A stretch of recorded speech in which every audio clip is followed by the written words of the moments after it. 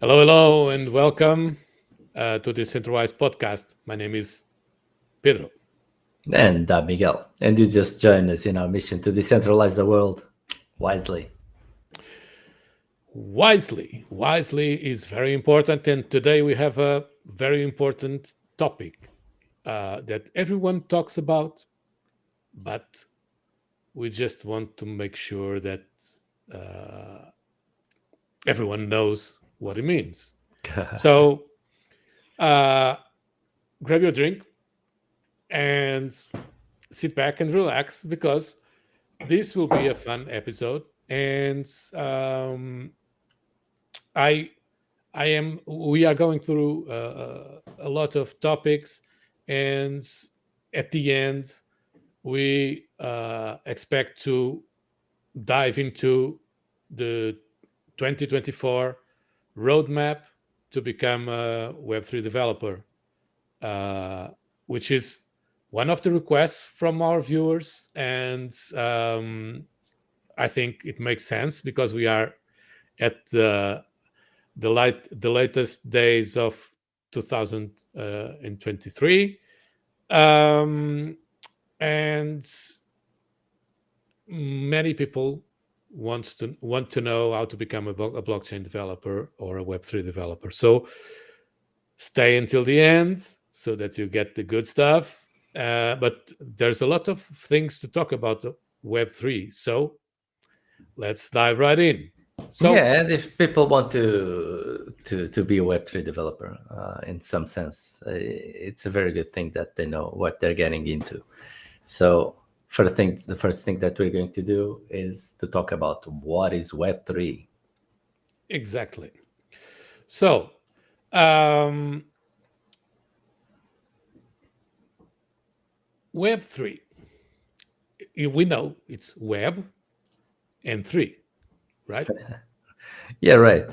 So, This this assumes that there was a web or a web one, yeah, there was a and web there was a made by web two, spiders, and then, right? yeah, right. To And be a web three, there has to be a one and yeah, a two. Web 2 and yeah. So let's talk a little bit fast backwards. What was Web 1 and how it was? What were the main characteristics of that? I want to go even further. What was web zero? Yeah, well, there was no Web 0. Well, there kind of was. There was Yeah, well, it was already Web 1. no. It was the ground layer for web to become web. Uh, it was the network layer, right? First, uh, there was an MIT project that rolled out, and initially just in the states, and Yeah, the Department of Defense also was if I'm not involved in wrong, that it. was about the 60s. Yeah, so it was a rollout of Ethernet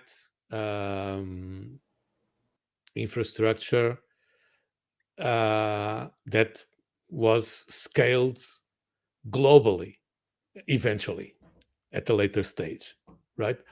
Um, and at those days, the access to that infrastructure was very limited. It was not what we know today, and the access was like made through bulletin board systems. Do you remember that shit? Yeah, BBS. Yeah, of course. Man, that's ages ago. Yeah, So and you already had the IRC network yeah, implemented there. So and people were talking on BBSs and I had eventually on IRC. yeah, IRC, and I had an email account through a BBS that I had Yeah, to send emails and stuff like that. So those were the ground zero, right? yeah, and keep in mind that this network was like the internet as we know it. It was created like in the 60s, and it was made to be resilient. So it was made by the U.S. government for the from the U.S. defense in order to have a resilient means of communication.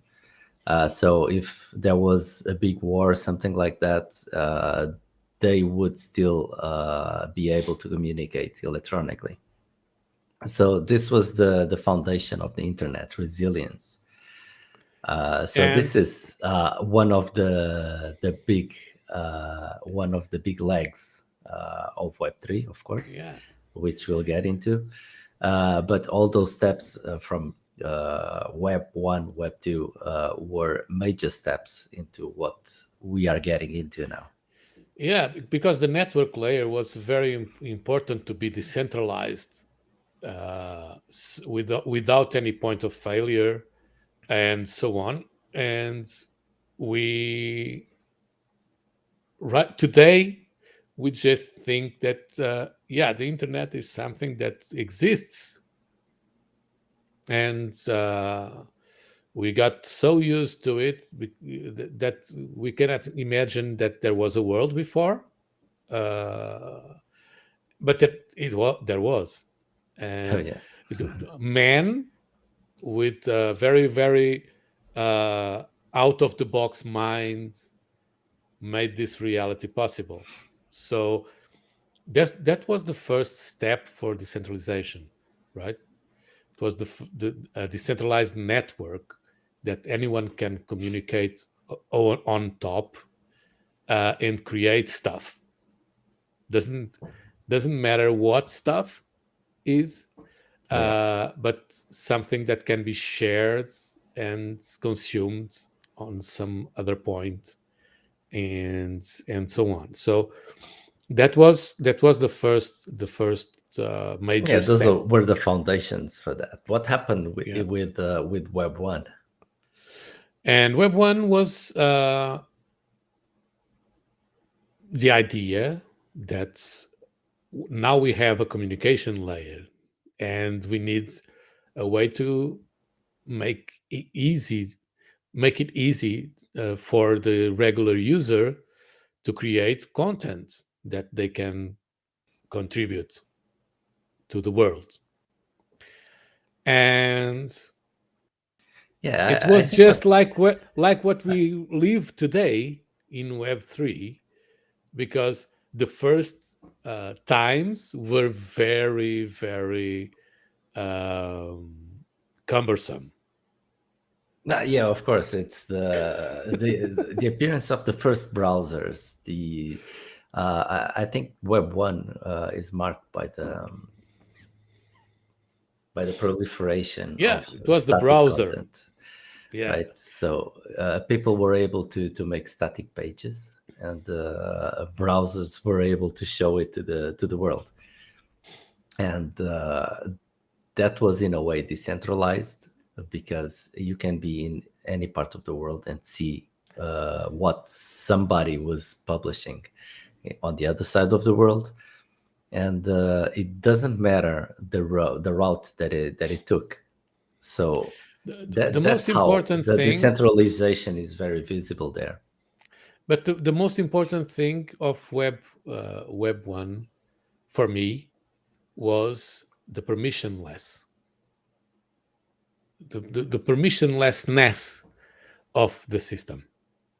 Anyone can join the network, run a server, publish a web page, and show it to the world.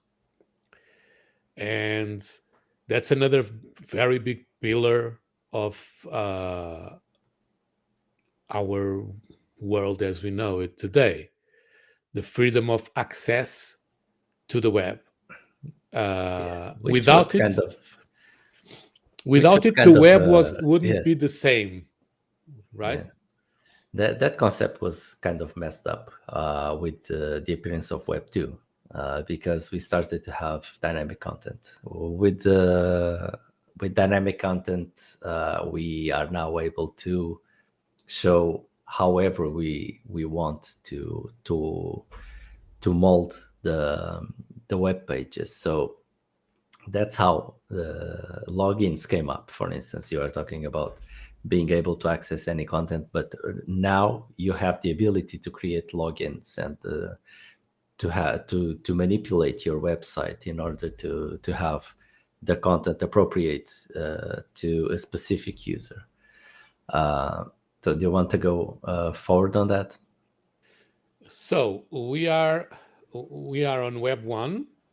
So we have a very decentralized, a robust, permissionless ground zero layer, like network layer.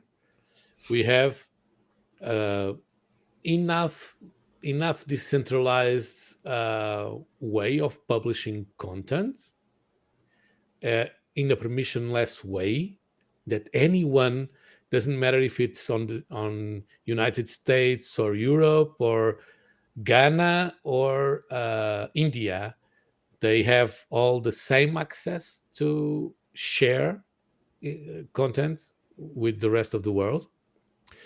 And now comes Web 2, and we will enclose everything in 3 or 4 major companies. And are we insane? Well, again, I think it was a necessary step that we need to take. Yeah. And we, of course, we saw that it was a step not in the best direction, of course, but either way, it was a necessary step because things developed like rapidly, very rapidly, and the way that a website moves today is crazy comparing to Web 1's websites. So this was a necessary step, and we ended up centralizing everything, which is not a good thing. It's not the pillars of the internet. It's not why it showed up. But it's the way humans work. Yeah, well, it's the way you see everything. It goes like this, right? The only thing, the only thing that you can have for sure is that humans will human eventually. I thought you were going to say that and taxes, something like that. That too. But they eventually get out of focus, and they we need to go to a better place in order to go to a better one, right? It's like you have the police and the criminals, and they are competing between each other, and that's how the technology evolves, right? They are trying to overcome each other every time. I think with the police and the criminals, it's the other way around. They are not competing with each other; they are trying to avoid each other. Yeah, well, that also. It's like, the mouse and the cat, right? They just avoid each other. Yeah, but you have the same thing, like in the military sector. Which, I know we came up with a nuclear bomb, which is really bad, but we also come up with nuclear energy, which is the cleanest until today and the most efficient that we know. Don't say that out loud, because then my voice is too low, so that crazy people don't listen to the guys that are paranoid with and of course atomic energy will block us in YouTube. And of course there are accidents. But they don't compare with the bad that we do with other means of energy. Yeah. But then again, so we go up, down, and up, down, and for the best, we pray that the ups are upper ups and lower ups. We just do higher highs and higher lows all the time. Yes. As long as it's like that, it's like we are on the right track. Yeah. So So yeah, then we have this Web 2 thing, which it's kind of where we are right now. We're and kind of stuck everything there. centralized. Yeah. Uh, So and instead of having servers, we have instead of having our own servers like we had in Web 1, we have now clouds where everyone is putting their their servers. So there is a very nice phrase that cloud is just somebody else's computer. So yeah, keep that in mind. mhm. Um, So if AWS uh, gets hacked, and the data center just shuts down for a week to yeah, recover, imagine the amount of business that are shut down because of uh, that. half of every country's economy is dead for a week. Yeah, I think it's. I think it would be worse than the pandemic. yeah, kind of. This But is scary. I am laughing, but this is. I am laughing because it's so stupid for us to think about it. Uh, but it's very scary, right? yeah, well, it's not a good site. But on the other hand, you also have good things from there, of course. You don't have Of to course. maintain your hardware. You don't have to maintain a lot of stuff, your infrastructure, which is a very positive thing, and it's cost saving. The problem with any level of centralization is always a single point of failure, right? Yeah, And we have all this infrastructure that is completely fail safe, and it auto regulates itself and so on, and then put something on top of it which is very centralized and yeah, controlled by a single entity, or we have like three major cloud systems in the world.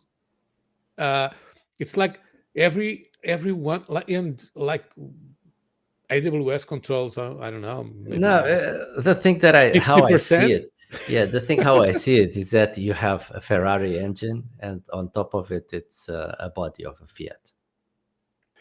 Yeah, it's like that. And so we can see where this goes, right? We have Web3, and Not only that, we are talking about like Amazon shutting down, but that's a very far-fetched view. But yeah, of course there is. you have a lot of censorship in either in YouTube, Facebook, Hmm. Instagram. You have a lot of censorship all over Yeah, the place. So who controls that? Who tells who's to be displayed or not? And that is a very big problem um, within today on my because laptop on my laptop I have two stickers. I have many stickers, but two of them are the ones that I praise the most. And at the uh, down corner, I have "Who's your data?" is one of the things that I want to be reminded every day that I am doing my thing. Is the data yeah, who owns it? is very important. The Yeah. ownership of data is very important. And then the second one that I praise the most is "In code we trust." So Yeah. that is the bigger one. It's like this in my laptop, because it's very important. It's one of the things that we tend to forget in this industry, which is the role of the code controlling everything. It's the future, and the code should be in control of the things that we develop in Web3, not Yeah, keep humans. in mind that it has to be, of course, good code, not just Yeah, some crappy code that somebody does it. because that's what we're used to. Like everybody uses Windows, and come on. Do you think that Windows is bad code?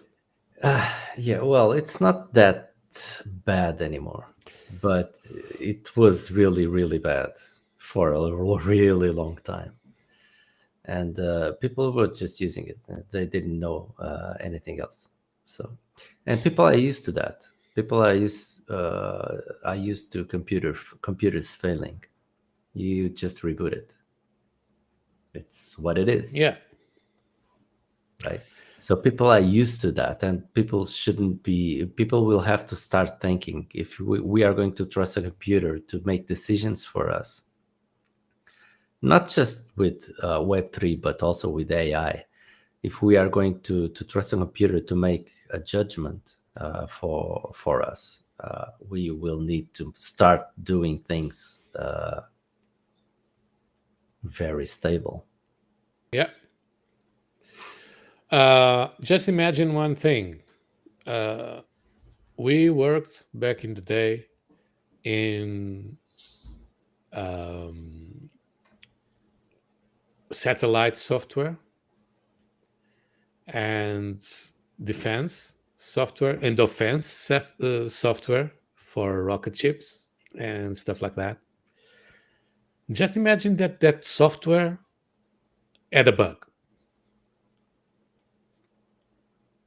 Yeah, it's what happened with that Mars rover, right? It had some really weird bug in that, and they lost it. It Yeah, millions and millions of dollars wasted. like a ton shit of money Yeah, just goes wasted yeah, because of a bug. This is crazy, right? And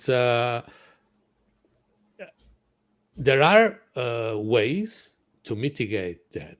There are ways that we know that we can never be absolutely sure that nothing breaks, but we can mitigate a lot of that, and we've been there uh, using the highest standards for security and quality control and all that because of those projects. And so it's possible to have very, very secure code, yeah, right? Humans just need to apply what they already know, which is like CMMI standards or ISO standards. There are a bunch yeah. of them. Um, Yeah, TDD. there are ways Uh, to do that in a really really safe manner. yeah, It's a bunch of work. It's a bunch of it's bureaucracy, you cannot but yeah, you it is cannot what do it is. projects You uh, cannot skip. over Uh, over over your shoulders or your uh, in your camping environment yeah, just for tomorrow. uh, you have to have a team of people doing properly the yeah, things, and you are good to go. So I think that's what we need to learn from Web 2 to Web 3 is that centralization is a bad thing. We've experienced that. We lost control of most of our um, life on the internet yeah, to like a handful yeah. of It's companies. yeah, So w- our software is very badly written.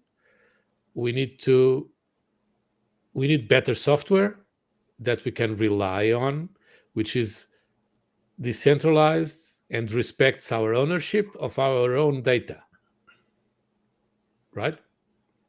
yeah. So the thing is, we will need decentralization for sure. That's one of the main reasons why Web3 is rising. And the well, Decentralization, I don't think it's the main reason. I think the main reason is the ownership of data. We are not there yet. Uh, we still have some miles to go. Yeah. But things are beginning to sketch up, and they are sketching up pretty well. But we needed to see the failures in order to overcome those failures I don't I in don't a want to repeat in a myself. brilliant fashion. I don't want to repeat myself. We talked about it on the 2 episodes before. But once again, in the early stages of Web3, humans are humaning Yeah. again. Okay? Yeah. So we have a decentralized system, and the first thing they build is trust systems on top of it.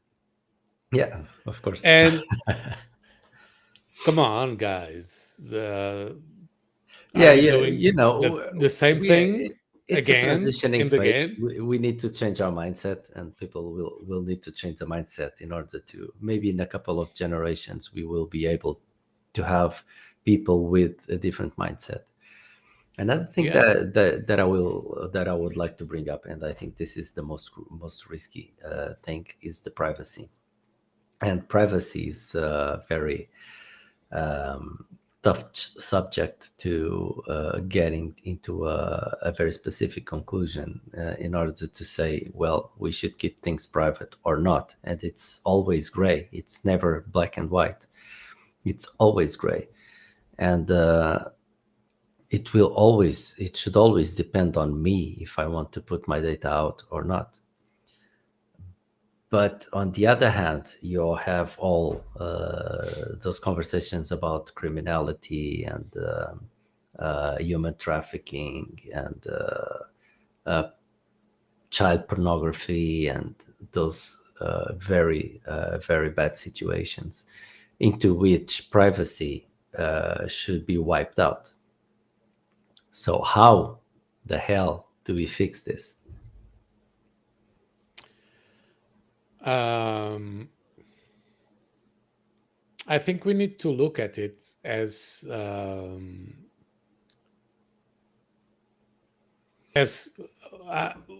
will paraphrase Brock Pierce in the latest interview that I saw of him.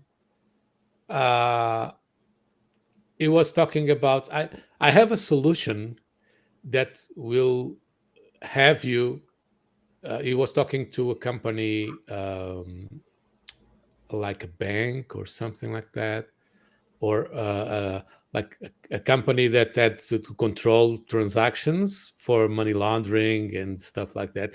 And he told, I have the perfect solution for you. You will have zero chance of having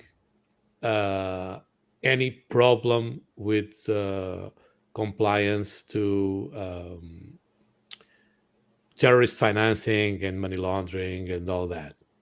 And the company told, "Oh, right, really? You have the solution? What is that? I can Close the figure that out. doors." Yeah. Stop making them. Yeah, Stop making close transactions. Yeah, close well, the I mean, doors. it's a tough subject for sure. And what I think we need to do is to just realize that bad stuff is part of the world. It's the same thing. We like to drive cars. We like to go. We like to drive and go quickly to one place to another. But we have in mind that there are accidents, and accidents can happen, and it's part of life. So, but the good things overcome the bad things. Of course, and So this thing that uh, the bad guys use Bitcoin and crypto to do bad things is so funny because, like, in whole, yeah, uh, that's bullshit. But this is I was this talking is about such a real. tiny, like In crypto, transactions in crypto for bad guys are like 100 times less than with dollars Yeah, but I'm not even comparatively. talking. I'm not even talking So about that because it that doesn't is make any sense. like using Bitcoin. It's just a stupid argument because Bitcoin is just a tool. What I'm talking about is real criminality. And Mhm. for instance, child pornography wouldn't exist, or at least as much as we have now, if it wasn't for technology and digital content. So digital content facilitate a lot of that child pornography, for instance. But And digital content also facilitated stupid people saying bullshit on the internet. yeah, no, Uh, no, no. I'm not talking about I would the like to stupid eliminate stuff. stupid people too. Yeah, of course. Can So we? I don't know. We can't. Once again, and Let's it comes up genocide to my those conclusion. guys. No, and it comes up to my conclusion. Bad things are part of the world, and we have to live with them. I'm not saying Yeah. that we shouldn't arrest people that make child pornography, but we have to realize that we cannot stop evolving just because this can be used in a bad way. We just have to mitigate those risks, and eventually we will come up in a higher place than we were before. Yeah, And we that's my cannot view on that. we cannot confuse the problems that we are addressing, and there is no one size fits all. Uh, like uh, technology, like Web3, is not able to save the world, guys. There will be bad people all the time. 100 years, 200 years from now, there will be still bad people. We Humanity probably evolved in a way that we cannot even wrap our heads around, uh, and there will be still bad people on those ages. So um, Yeah, I but think that we cannot I'm focusing. generalize, I'm because some technology doesn't solve all problems. It's bad. I don't see it like that. Yeah, no. What I'm saying, and and I focus a lot, and you know that I focus a lot on this issue of privacy because Hmm. I think it's the only thing in Web3 that can take our liberties away. So, Yep. and that's why I focus on that a lot because I see that we are going in a bad direction here, and we are still going in a bad direction. For instance, in regarding decentralization, we have IPFS, we have blockchains, we have a lot of stuff that are decentralizing for data for the control of our data. Yeah, well, we are developing IPFS and all other derivatives from that. But for privacy, we have nothing. There's nothing there. And either it's you have privacy inside a corporation, which is just as bad as not having privacy at all. Yeah, this is a very difficult subject because there have been attempts, uh, and I think that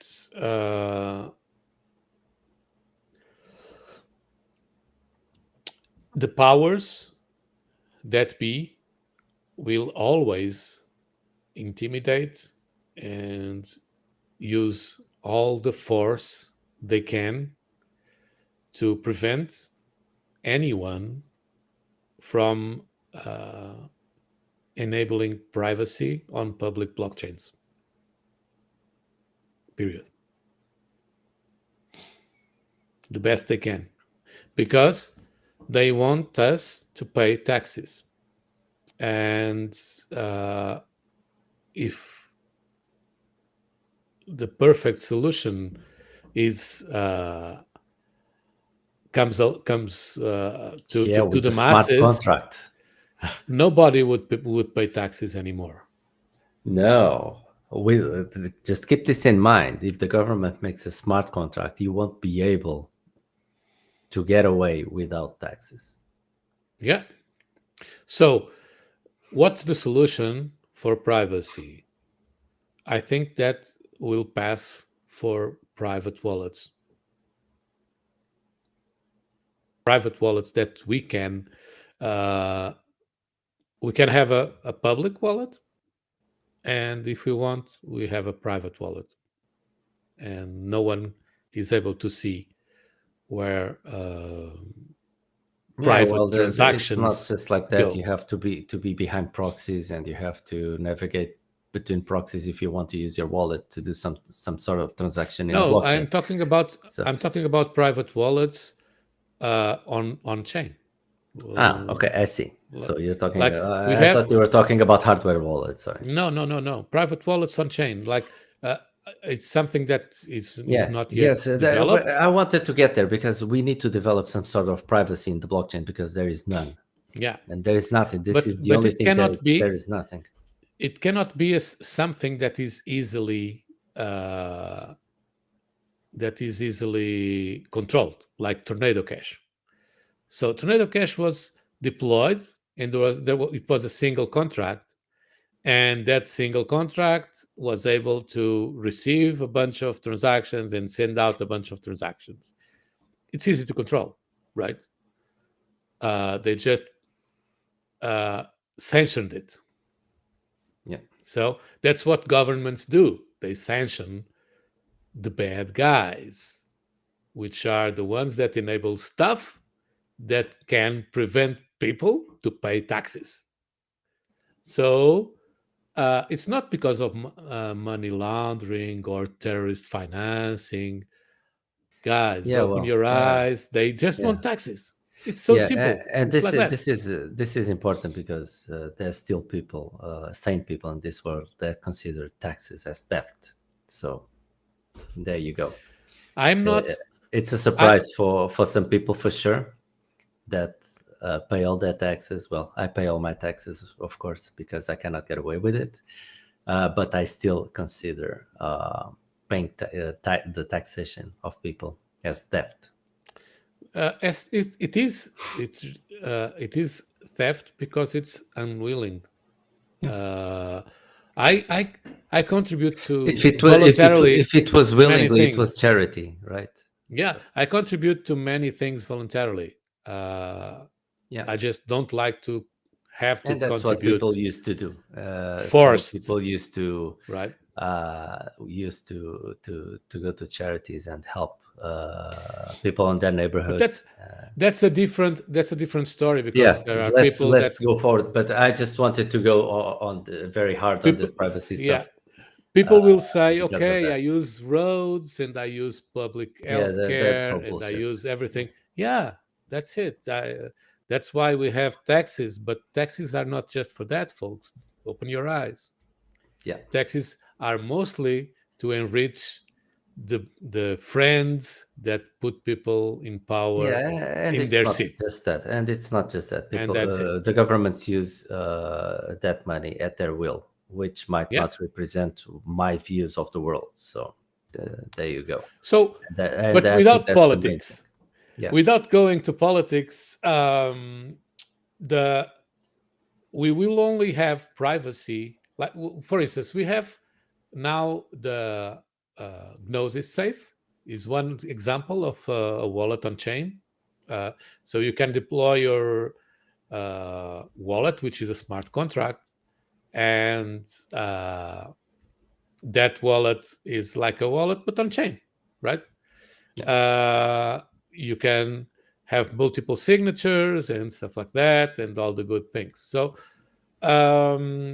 and it has an interface with which you can interact with your wallet on chain. I envision that privacy can be obtained when someone or no one, like Nakatoshi Sakamoto, invents a wallet like that with privacy and mixing included, that anyone can deploy all over the globe, and it will be very difficult to sanction because anyone deploy it and use it, and they just talk with it with them between themselves, and no one understands the language. Yeah. If someone wants to build this shit, just rename yourself to Nakatoshi Sakamoto. I just invented out of thin air that name, and build that. If you don't, I will, with a different name so that you don't know me, of course. Okay, let's jump forward. Let's talk a little bit about. But this is very important. I'm not joking. This is very important. Yeah, We will I know. have to have it. It's Yeah. mandatory for our own freedoms. Yep. Let's talk a little bit about the tokenization of assets. No.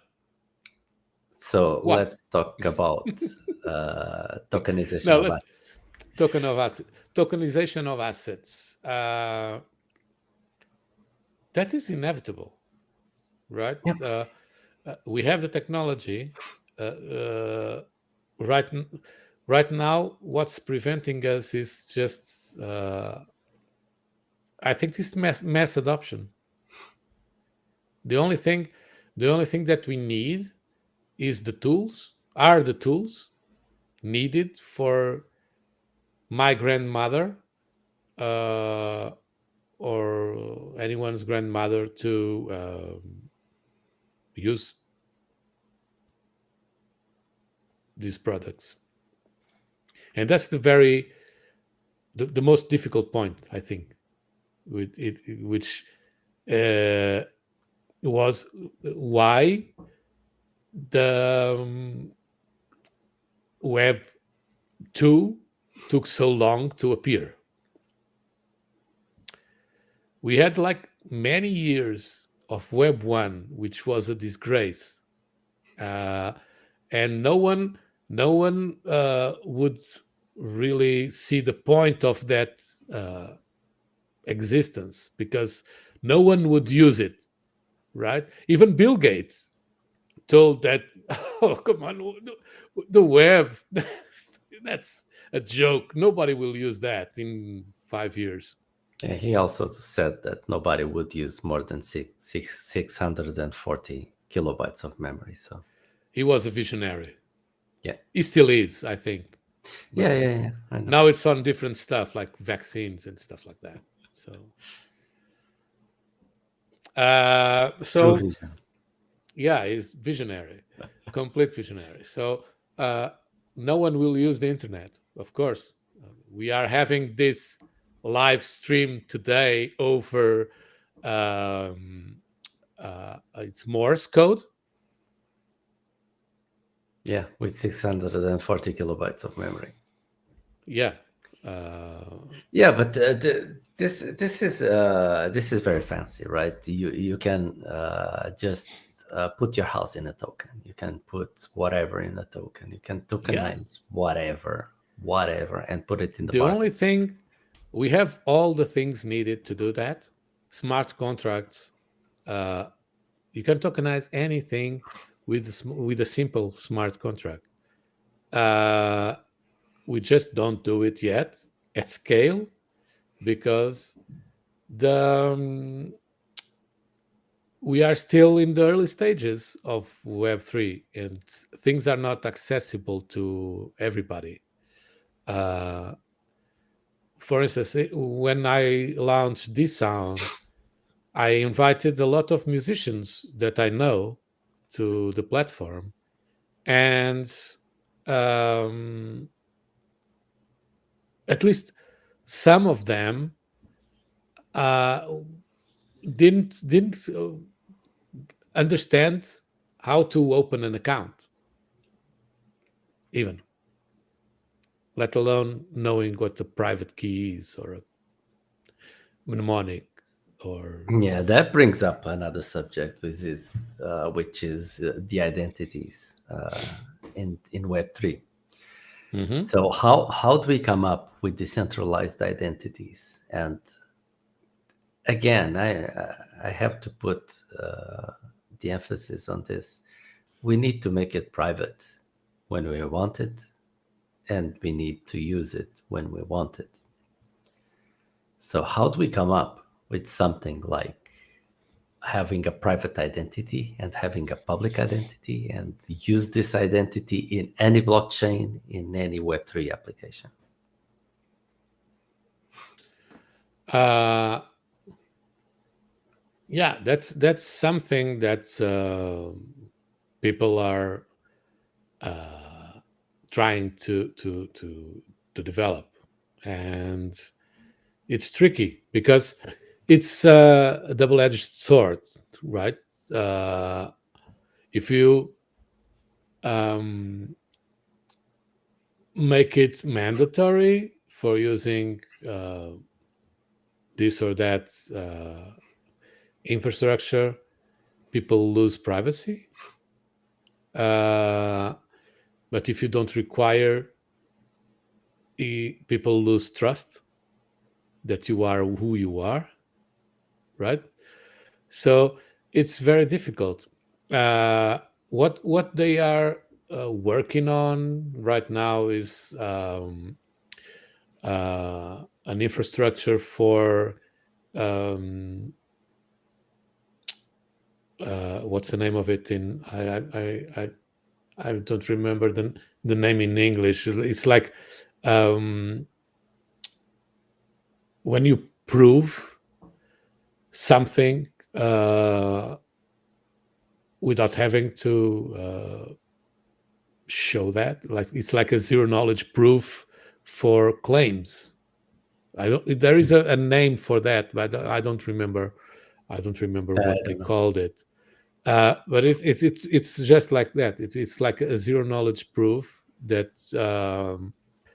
doesn't show anyone what you are claiming, but they can be sure that you what you are claiming is Yeah, valid, well, right? yeah, you can have something like it's not that, of course, but you can have some of that invisibility, or not showing what you are, but proving that you are that. Like when we store an hash of your password in a private database, and you can match Yeah, the hash, so you are not showing the password, you are just giving an hash, and you just compare the hash. So there are technologies that are coming up that you don't need to show what you are in order to prove yourself. I, I think that many of the things that will eventually come out focusing on privacy and decentralized identity will use zero knowledge proofs to its highest potential. So I'm very interested in those experiments that we are going through right now. What worries me is just if we do it uh, not well enough, and if we lose our privacy in the process. Yeah, we That's need the to do that. risk. We need to That's do the that. risk. And yeah, the problem is it's not us not doing what we're supposed to. Is people uh, choosing to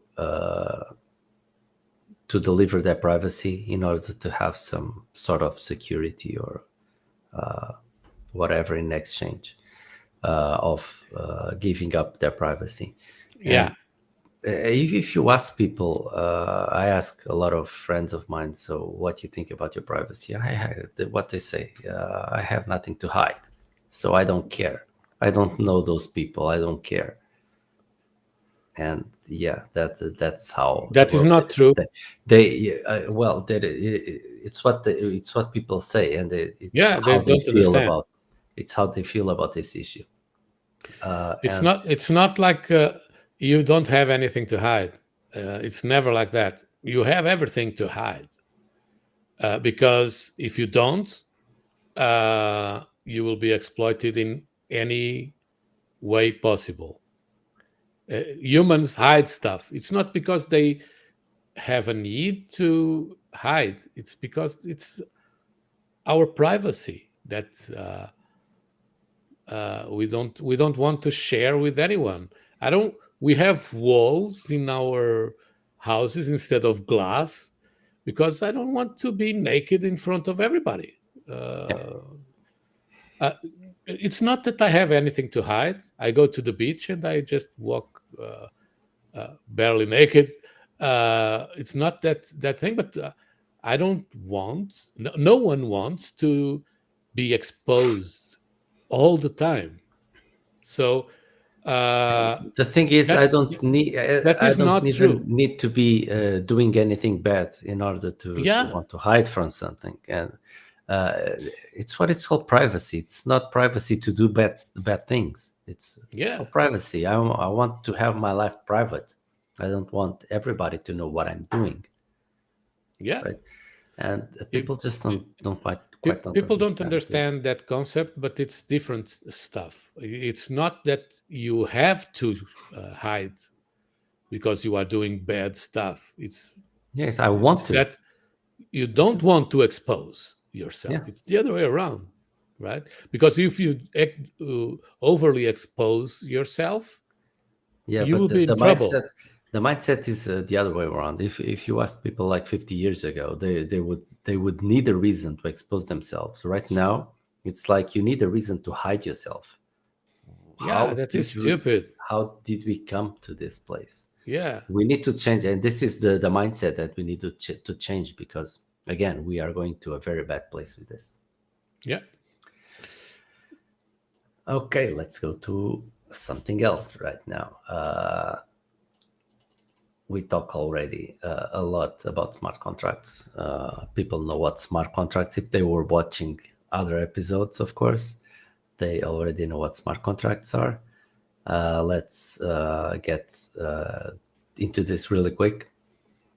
So a smart contract is a small program that does exactly what it's written in the contract, in the program. So it requires that people apply to that contract. They will sign a transaction, and the contract will say that it does something, and it will do something. It will guarantee that the outcome that This people signed yeah, for. this is majorly important for to remove man in the middle, um, that we require usually to guarantee that the contract goes till the end without the bad things happening, or people just not fulfilling the contract. So this will guarantee that both parties that signed the contract, or all parties that signed the contract, will just don't need to trust anyone in order to go into that adventure and be successful at the end. So this is basically what the smart contract does. Do you want to add something to that? No, that's exactly it. So it's like a regular contract, but this time it doesn't depend on the courts to be enforced. It depends on the code. Yeah. So it's not a man in the middle; it's a code in the middle, something like that. The guarantee is in the code itself. So if the Yeah. code So says it will yeah, do something, it will, and that's yeah. it. So you don't need the courts, because nothing can go off that contract, right? So it's going to do it just exactly as it says it's going to If do. it's properly done, right? So there won't be anybody complaining that the contract wasn't successful, because it will always be successful. So another thing that I would like to bring up is the interoperability between blockchains. It's something that it's still like under development. There are some stuff there, but it's not really good. So Do you want to explore that a little bit? Yeah, interoperability will be always an issue because you cannot guarantee uh, a consensus with external data. It's impossible, right? That's why chains usually have no communication to the outside because every transaction outcome needs to be a single outcome, right? So that's the only way to reach a consensus. If there are side effects in a transaction, like information coming from elsewhere, how can you reach consensus? Because you cannot rely that the information that all the nodes receive is the same, right? Yeah, So you can go like, for instance, creating a random number. It's not possible in the blockchain to create a random number yeah, because random numbers are really as random as possible. So a different computer will generate a different number. So if they are generating exactly the same information, the same blocks, they cannot reach to the same conclusion because the random number is different. So another thing that we were talking about accessing the external world is, for instance, accessing a website. If somebody would, to generate a block, we would need to reach some website on the internet, and I could reach the website, and your computer was not able to reach that website, and you would not be able to retrieve that information. So we won't reach the same conclusion, the same block. So the blocks won't be identical. So this is why the blockchain the blockchain is a very contained world. It's a very contained environment. It yeah, doesn't get anywhere from there. So trying to and then these blockchains have consensus algorithms, very specific ones, and blockchains have some blockchains are very specific in their objectives, some are more generic, and talking to each other is not an easy task. So the major problem is not the communication. It's having side effects in transactions. It's just that. Uh, if there is something that might change, it's a problem. yeah, And the problem is that consensus is a mandatory thing in blockchains. Everyone needs to reach consensus, otherwise chains would always fork yeah, and they will break up all the time. so on. So uh, that is the problem, and that's why I see, and this is not financial advice. I see a very bright future for projects like Link, Chainlink. Um, they are implementing a new form of inter-blockchain communication, uh, which is actually being used by banks and institutions and so on. So I think that's the best way. It's the best way to communicate, to have interoperability between multiple chains, is to have an external decentralized Oracle system like they implemented over the years, and use that as our source of truth that is provable, right? And we can be assured that there will be the same outcome from that Oracle system to every node in the consensus, so that everything will be reached in a trustless and decentralized way. So I really think that that is a major project that might have a solution for this problem. There are other people working on this, like Polkadot and Cosmos SDK,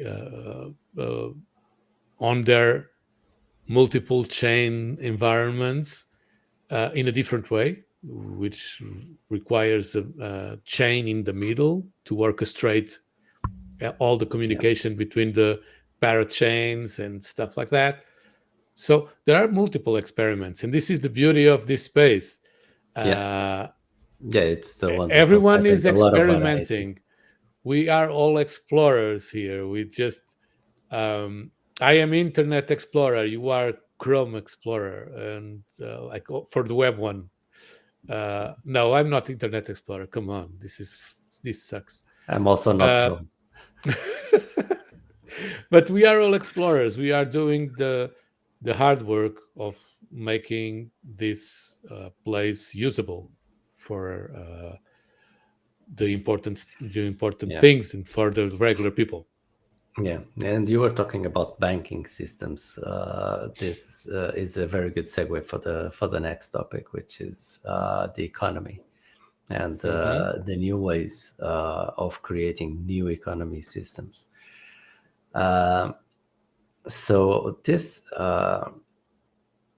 is a very creative subject, and because it represents we have now the possibility to create our own economies.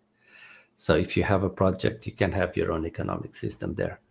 It's not like you are waiting for your government to dictate which is the economic system that you are going to live on. You can do that. And this is amazing because new forms of economy can really start popping up everywhere. And they are already. So Yeah, yeah. And it's the most important thing is that for the first time in the history, um, we are understanding that um, the world is different than we were told. Um, we were told, and I studied economy. Uh, we were told that everything, the sum of the parts would always be zero, right? It was a zero sum game. Um, but we look out to the world uh, and we don't see that. In nature, there is no zero sum. In the system wide thing, there will be uh, a zero sum game, but in the minor subsystems, it doesn't have to be like that. Uh, there will be positive sum games in many ways, and there will be negative sum games in a bunch of other ways, and they will eventually um, compensate each other uh, in the bigger picture. So, by applying the same analogy to economies, um, what we are seeing is that it's possible to create positive sum games like economies or small economies uh, that create value to the participants. It's not that I put 10 and I can only take 10 out, um, because if I put 10 and other people put also their efforts in some abstract way, the result of that might be a lot bigger than the sum of the parts. And this is very cool. Uh, and there are a lot of uh, gamification that we are applying to these concepts, creating very interesting systems that auto feed themselves and um, generate wealth with the participation of uh, all the members. And we were able to create systems that auto finance themselves and pay actual workers to work for the chain. And that's really cool. It's like a company. If you think of it, it can be like an organization that is generating revenue and pays people to do the work by its own. It's like code controlling the company, not humans. It's very cool, Yeah, right? and it's not only that. I would like to touch a little in a way that you can guide an economy, because you can steer your economy however you feel it's most fit. So you, like, for instance, your government may tax you if they want people to stop smoking, so they tax smoking. So in the hope that people will stop smoking eventually, because it's discouraged. And you can do the same thing with very small things within your economy, and to try to incentivize some behaviors and to disincentivize other Yeah, behaviors. that's And that's this game is theory. really amazing. And That's this game is really theory. amazing because you creating a project can do this and guide your community in the way you see more fit to your project. Hmm. Yeah, and um, this the one of the most interesting applications of these gamifications and economic designs has been to the creative economy, right? So to the creators. Um, so artists, musicians, content creation people, they all started experimenting with NFTs uh, in the last bull run, and it was a very interesting thing to see.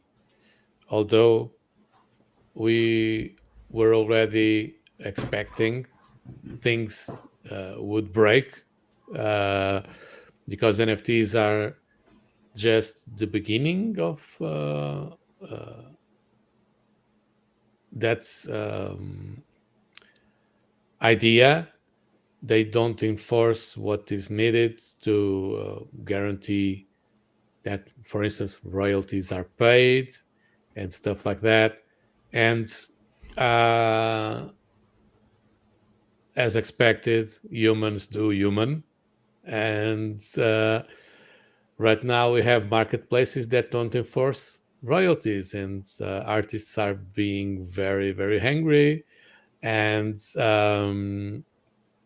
that was expected, because if there is a misalignment of um, incentives when humans start doing human shit, uh, they just forget about doing optional stuff Yeah. just because they can, right? Oops. So that was expected, and That doesn't invalidate the technology. We just need to build better uh, NFTs to guarantee that. And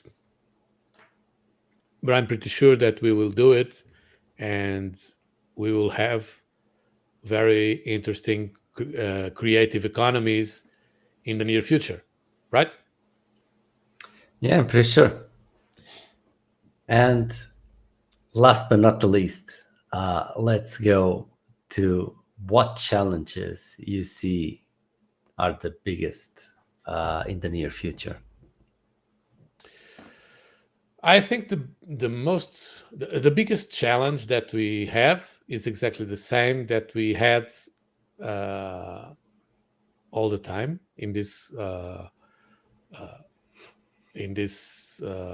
industry, and it has been the same in Web 0, in Web 1, in Web 2, and in Web 3. It's always the hard part is to make it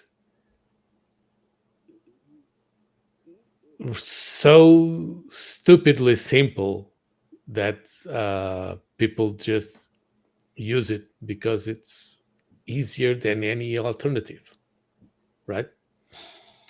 And Yep. they don't realize what they are doing. They don't have to. They just use it, and it happens. Shit happens, Yeah, this is right? tougher because this is a little bit more difficult because people are responsible for their data. That includes keys, whatever. And but people are not very responsible. Like, people lose stuff all the time. People lose their car keys. Yeah, So yeah, but this is the natural evolution. First, things are very hard to do.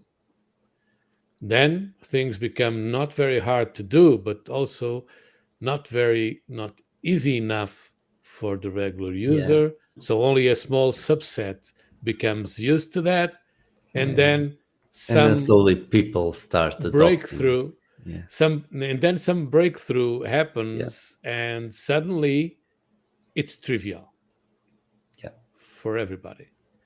yeah. And We still need to figure that out. yeah, I really think that the way to go will be to make it such that people don't really have to know that they are using Web 3 in the first place. Yeah, well, they don't know. They Yeah, they don't know that they use Web 2. when we can make it so that people don't realize, they just use shit Yeah, and get the outcome, then I think we are good to go for Web 4. Uh, yeah, eventually. but we are far away from that yet, and it's a good thing because Yeah, I mean, 20, now it's 30 where years the maybe. most now it's where the most money is to be made, because now we are on the brink of making that giant leap forward, right? Which Yeah, is when everyone has to be nerds to use that shit, and when it suddenly, just imagine JavaScript. JavaScript was a shitty language of the browser. it still is.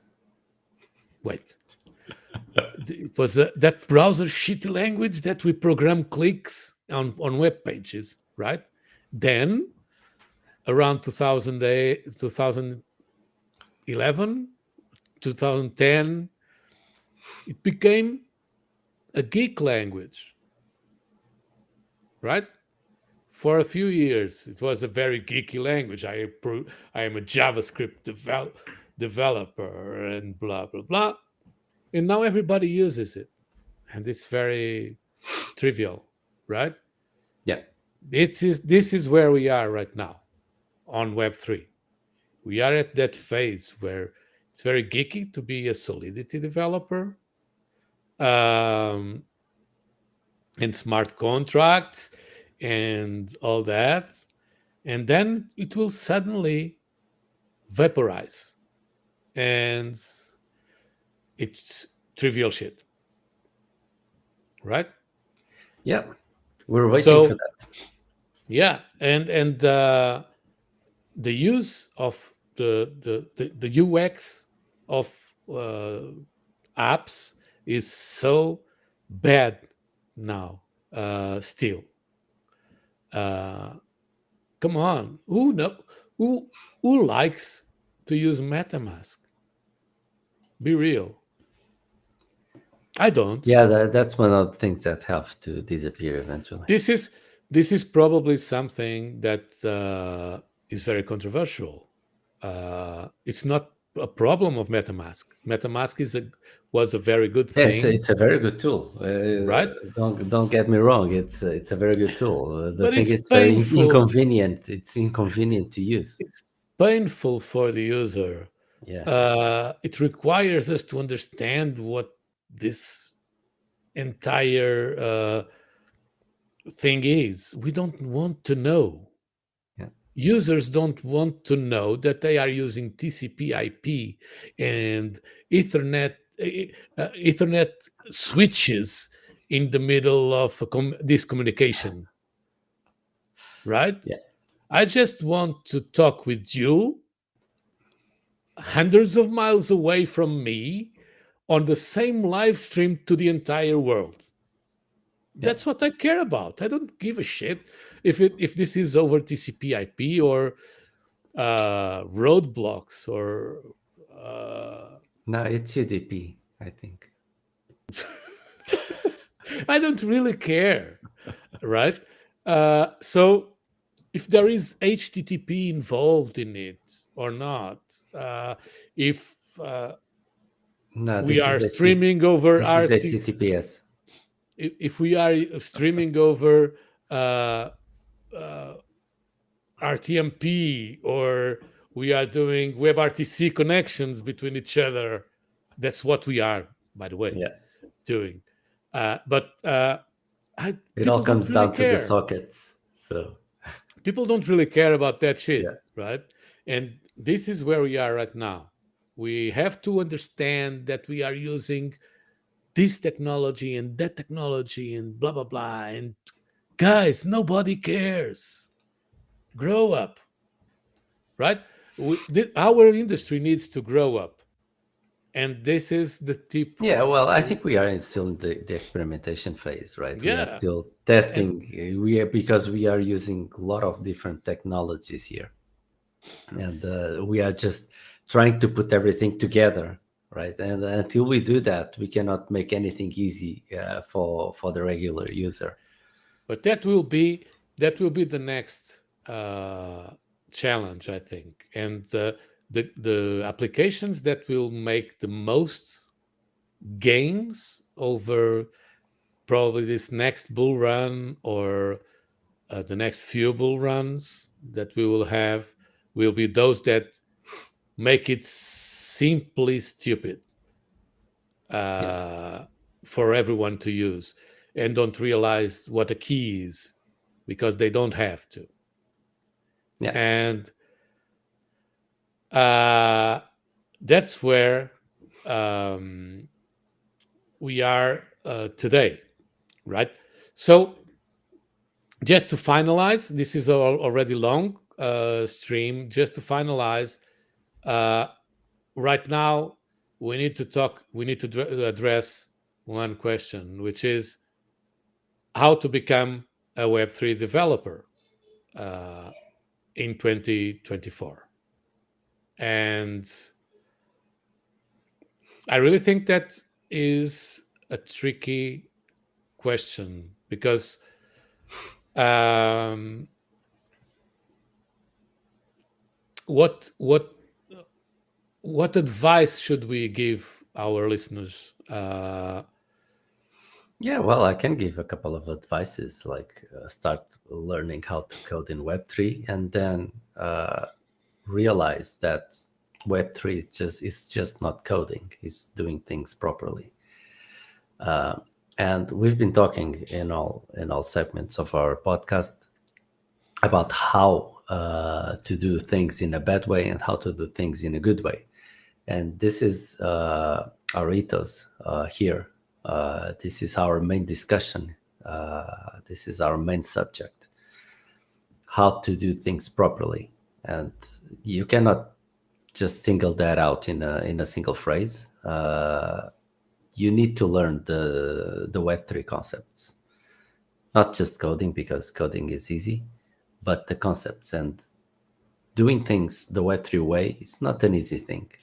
You have to think in distributed systems. You have to think in distributed everything in order to get there. So you need to learn the foundations. So, if you want to become, if you are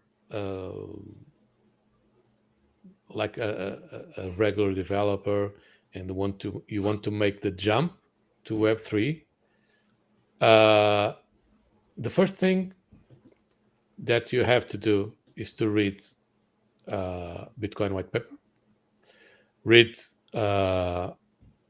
Mastering Ethereum from Andreas Antonopoulos. It's free. Just go to the to GitHub and read it. If you want to, you can also read Mastering Bitcoin, but it's not mandatory. It will help you understand what are the differences between the Bitcoin network and the Ethereum network, which are completely different beasts. And really understand what's there, right? It's not just coding in Solidity. It's not just creating contracts instead of apps. There's a lot of other concepts involved. So you need to understand the problems we are solving.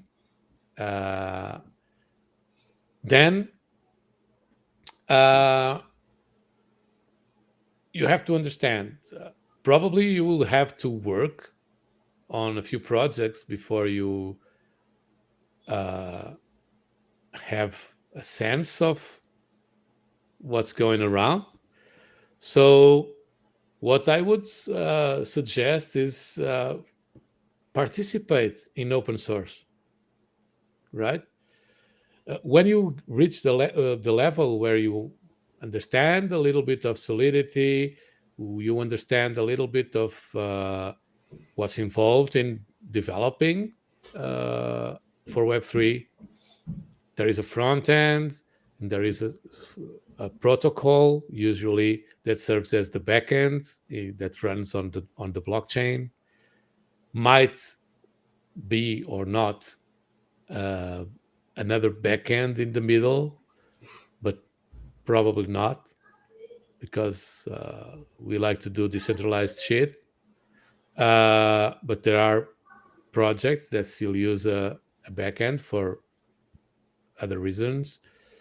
When you understand that, let's just go help out other projects in the open source world. You will gain a lot of experience there. You will gain a portfolio of things so that you can use in interviews and stuff like that. You will learn a bunch. Don't go humble. I think it's one of the biggest advantages of a junior developer joining this space. They are not required to know everything. If you are applying to some job where they require a junior developer to know everything, don't apply. They don't know what they're doing or what they're doing. You will probably learn the wrong stuff there. So don't apply to that. Apply to the ones that treat you as a junior developer, and you will learn a bunch for sure. But the first step is always to learn, to experiment by yourself, and then joining open source projects and start learning. I know it's hard. You will not get paid during this process, but just imagine that you are investing for the future, for your future, right? And after that, then you can apply to real jobs. Uh, After you have some experience here and there on the open source world, you will have something to show in an interview. And this is a learning process, right? Everyone is learning in this industry. There is no one. I don't know everything. Miguel doesn't know everything. And we are working in this industry for like 8 years already. So it's impossible to know everything. We are explorers. Remember that. And in this process, I also would advise you to get a grasp of security. It's very important in this area. Uh, there are a bunch of ways that smart contracts can be hacked. Um, and it's a very big value for your career if you start thinking about security the earliest you can, right? Junior developers are not required to be experts in contract security, uh, but it's a very strong plus. So if you can dedicate a bunch of your time and search for CTFs that you can do to learn about security, uh, do it. It will pay off big time. Um, we are sharing content about some CTFs. So right now we are solving Ethernaut CTF. If you want to follow our series about that, just go ahead. If you want to do it on your own, just go ahead. And if you get stuck in something, just jump to our solutions. And it's a very interesting learning uh, way. It's like a game where you are breaking, uh, stealing contracts, and doing interesting things. So I would strongly advise you to go that route because it will be a very big plus. If you know what you're doing and you know how to do it secure, I can bet that you will be in very strong demand in 6 to 1 year from now, because we will be uh, at the end of the bull run, and or at the last phase of the bull run, and that's where money just flows into this industry like crazy, and you will be making shitloads of money with your skills. Um, but if you think that this is very hard to accomplish, uh, or if you are not a very savvy developer and you are sure if you want to do all that work, um, another route would be to dedicate yourself to user experience, right? And try to think in different ways to build user interfaces for the regular people, so that they don't understand, or they don't have to understand what are the internals of a Web3 app. And I think that will be a very strong skill set as well. Not so nerdy as the first skill set, but I really think that the demand will be equally important in this bull run for uh, both roadmaps.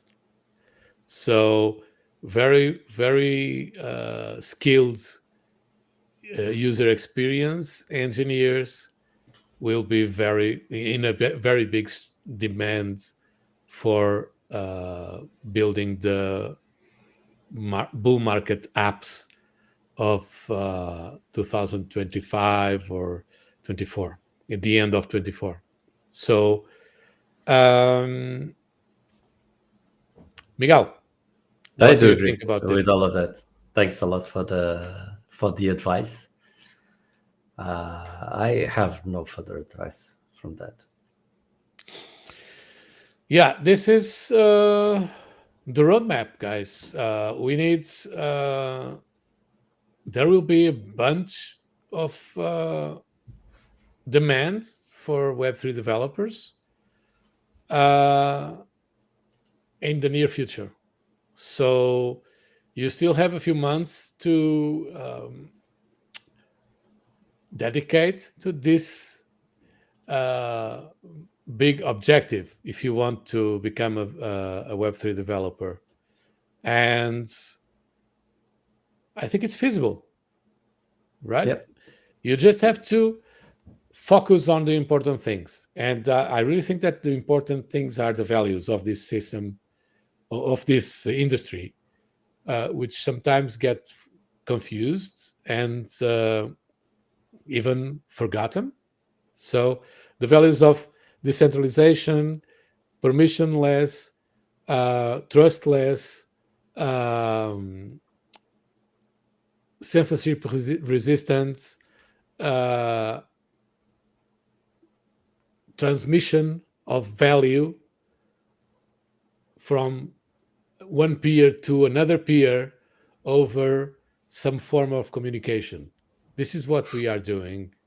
And if you keep those values alive in your mind and study the technologies uh, behind behind that, study out what is developing in EVM compatible chains, what is developing smart contracts in other chains. Why not?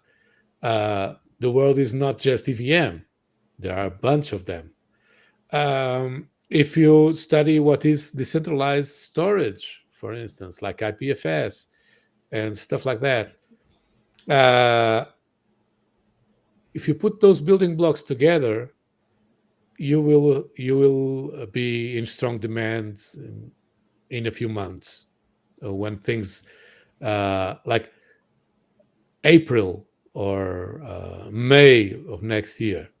So you have a few months to get your head around all those technologies, understand a little bit of everything.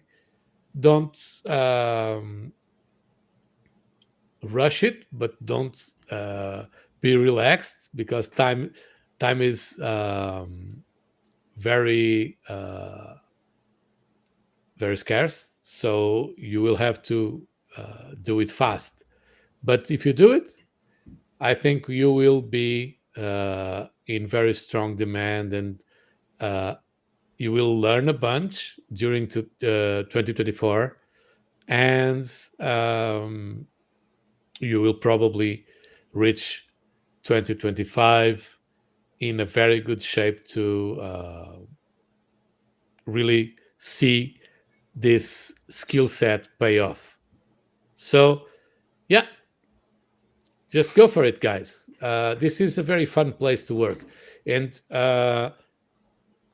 whenever you get enough understanding of this space, and the more you get more confident, launch your own project. Why not? Right? This is permissionless, right? You don't have to you ask don't need to ask anybody. anyone. You don't need to ask anybody to launch your own project. You just do it because you can. So this is the way to go, guys. It's learning, experimenting, learning more, and then launch your project and make mistakes in the way, hopefully not big ones, and learning from mistakes and doing more mistakes and learning more, and that's it, right? Yeah, I subscribe to that.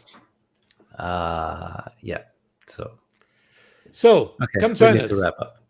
We need more people in this space, and we are waiting for you. So if you like this video, you know what to do. Yeah, don't forget to click that like button. Don't forget to subscribe if you want to be notified for more videos. And you always have our social media there to get to us.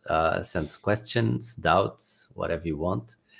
And we will try to respond as soon as possible. Exactly. And thanks for joining us on our mission to decentralize the world wisely. And we'll see you in the next episode, guys. Cheers. See you in the next one. Bye-bye.